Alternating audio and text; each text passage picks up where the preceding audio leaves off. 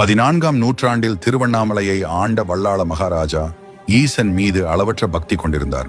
அவருக்கு புத்திர பாக்கியம் இல்லாததால் அந்த குறையை தீர்க்க சிவபெருமான் ஒரு திருவிளையாடலை தொடங்கினார். ஒரு முதிய சைவ துறவியின் வேடம் தரித்து மன்னனிடம் வந்த இறைவன் தனக்கு ஒரு பெண்ணை துணையாக தர வேண்டும் என்று கேட்டார். சிவகணங்களின் மாயையால் நகரில் ஒரு பெண்ணும் கிடைக்காத நிலையில் மன்னனின் தர்ம சங்கடத்தை போக்க இளையராணி முன் வந்தார்.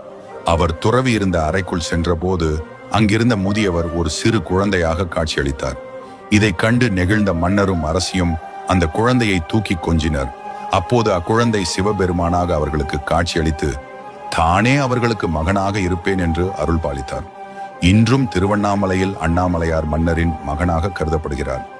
ஆண்டுதோறும் மாசி மகம் அன்று மறைந்த மன்னர் வல்லாள மகாராஜாவுக்கு அண்ணாமலையாரே நேரில் சென்று திதி கொடுக்கும் நிகழ்வு மிகச் சிறப்பாக நடைபெற்று வருகிறது.